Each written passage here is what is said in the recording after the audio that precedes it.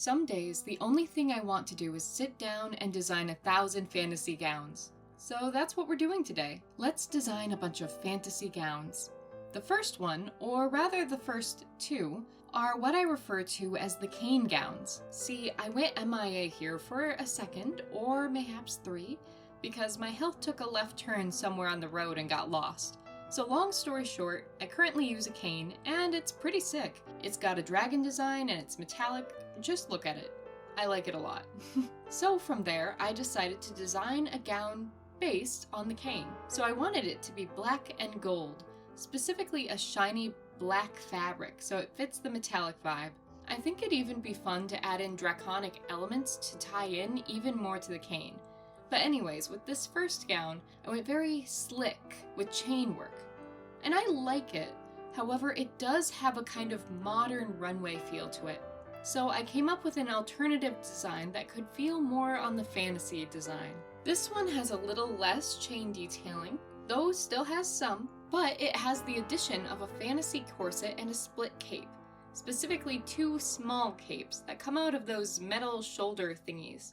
I don't know what to call them. Shoulder pads, I guess? No, that's wrong. Shoulder armor? I digress, but I am obsessed with them. I think it'd be fun to also choose a fabric with gold details or sew some crazy applique on. Once again, something to nod to the dragon. While the other design would be way easier to make, this one does scream fantasy gown. Specifically, fantasy villain, and I'm a big fan of that. Next up is a little harder to explain. I mentally refer to her as the Hedgehog. So this is a vaguely vintage vibe with some fantasy thrown in. She has shoulder pieces and a lower back piece made of holographic shards. I don't know what to call them, but they're truly the driving factor behind this design. I imagine them kind of designed like chainmail.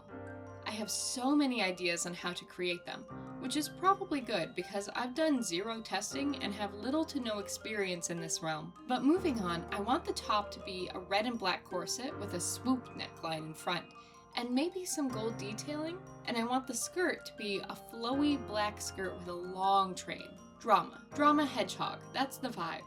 But continuing with all things dark and spooky, since this is October, I like to call this one rainbow spooky. I don't know, I don't actually have a name for this one. I obviously am not one for naming designs, so if you have a suggestion, you can always tell me. Anyways, it features a coat made of a dark material with a rainbow shine. I actually bought a fabric for this sloth dress that I designed in my Designing the 7 Deadly Sins as Dresses video, and a part of me is genuinely tempted to use it on this idea instead. I also want these black vine designs sewn on with leaf cutouts. In addition, I'd also find it enjoyable to make a black vintage dress beneath it. I'm not sure if I'm vibing with lace or something else for the underdress, or rather just the dress. This look is almost Wicked Witch vibes if she liked rainbows more than green.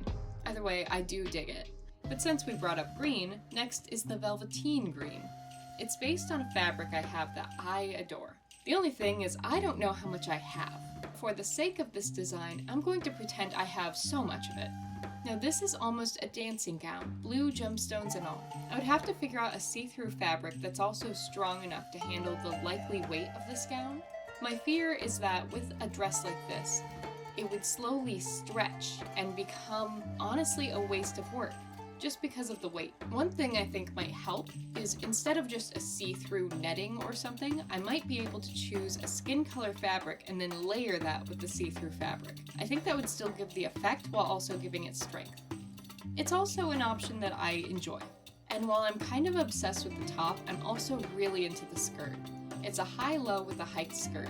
I dig it all, I'm just obsessed. But as much as I am genuinely so invested in this green gown, I also have another gown to name very, very badly. I'm gonna call it the Fire Hydrant because it's red. Or at least it's going to be. Now, I had a lot of conflicting ideas for this one, but I wanted the gown to be fantastic. So I went for a strappy top with another cape and a fun skirt. I really love a leg split, so I designed this one with 2. It has almost a Cinderella moment with this center red panel that interrupts one big split and turns it into 2. I hope that whatever red fabric I find is like really flowy, crazy flowy. I should clarify that I don't really dance, especially not now with the cane and all. but whenever I design a gown, I imagine it as though it were on a dance competition show. I also have never watched a dance competition show, unless you count America's Got Talent. But back to the dress. I really love this one as well. This series of dresses is currently making me very happy. But moving on to the next gown, I have a special design. See, in my video designing weird wedding gowns, I designed a moth-inspired gown that I just adore. When I popped the dress up as a short, I got this lovely comment with a design request. Hi, I was wondering if you could draw a design of a moth with like pink petals like cherry blossoms. But the gown is white and it's a very poofy, not revealing wedding dress. I don't know if you're doing it anymore, but just like a drawing. I have this idea, but as an artist, I've been having trouble making the idea myself. And first, I want to say thank you to Nathani? Lordy. I would like to say thank you. Before I jump into what I designed based off of your comment, I just want to say two things. One, Lord, I'm sorry I could not say your name. Secondly, it did not wind up as white as I intended, and I wanted to warn you of that. Now, with the moth inspiration and mention of pink petals, I found myself inspired by the Primrose Moth. It's got a very white body branching out into more of an off-white with pink in the wings. It's such a beautiful moth, so here's how I incorporated it into my design. I started with a ball gown shape, so a very poofy skirt as requested, but to reference the moth wings, I decided to have them split so that you can see in the center. I wanted that to be like a little reference to the two moth wings. I also made the top more slim to kind of reference the body, but I had it go all the way up to the neck to make it less revealing as requested. The top is like the white fur layer in the white of the Primrose Moth. From there, we also have gloves. The majority of the dress is an off-white, though I shaded it with pink so it looks pinker than I intended. And the top layer of the skirt would be airbrushed with the design of the Primrose Moth, which is very soft. Then, the underlayer and the veil are a pink glitter fabric, though that could be very much a lighter pink. From there, the cherry blossom elements are some of my favorites. The waist and the top part of the veil would be designed to look like branches, with little cherry blossoms. Then down through the hair and the veil and the split of the dress would be a continuation of just the petals. Now I know it's not exactly what you asked for, but I can't say I'm not pleased. I think it's really pretty, and I hope you like what I came up with, even if it's more pink than white. Last but not least for this video is my Psyche Gown. Now I have some butterfly fabric. You do not want to know how many times I had to repeat the word butterfly. And this really cool marble fabric that I sat next to each other once, and immediately I thought about the Greek goddess of butterflies. Her story is kind of wild, but I'll talk about that if I ever make the dress. For the gown, I wanted it to be a mix of modern and ancient.